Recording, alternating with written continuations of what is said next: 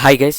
ఒక చిన్న పని మీద బయటకెళ్తుంటా అంటే దారిలో నాకొక థియేటర్ కనిపించింది. అదే 'దీపక్ థియేటర్'. అంటే 10 ఇయర్స్ బ్యాక్ నేనొక ఫిల్మ్ చూద్దాం అనుకున్నాను. యాక్చువల్‌గా 'కళ్యాణ్ రామ్ కత్తి' కొన్ని రీజన్స్ వల్ల చూడలేకపోయాను. అది థియేటర్‌లకెళ్ళి వెళ్ళిపోయింది.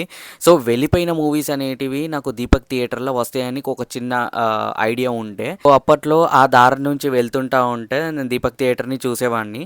సో, 'కళ్యాణ్ రామ్ కత్తి' వచ్చిందా రాలేదా అనుకుంటే ఒకరోజు వచ్చింది. సో, పోయి ఎక్స్‌పీరియన్స్ అయ్యాను. లోపల సౌండింగ్ సిస్టమ్ మాత్రం నెక్స్ట్ లెవెల్‌లో ఉండే ఆ టైంలో. బట్ ఇది ఎందుకు క్లోజ్ చేశారో నాకు తెలియదు రీజన్. బట్ 'దీపక్ థియేటర్' 70 అనేది అప్పట్లో ఒక స్టాండర్డ్స్ అనేది మెయింటైన్ చేసిన థియేటర్. ఇప్పుడు ఇలా క్లోజ్ అయిపోయి ఉంది. సో, ఒకసారి గుర్తొచ్చి ఆ మెమరబుల్ మూమెంట్ మీతో షేర్ చేసుకుందామని చెప్పేసి ఈ విధంగా మీకు కూడా చూయిద్దామని చెప్పేసి నా వ్లాగ్ రూపంలో ఇలా తీశాను. మీకెవరికైనా ఇది ఎందుకు క్లోజ్ చేశారో తెలుసుంటే కమెంట్ సెక్షన్‌లో కమెంట్ చేయండి.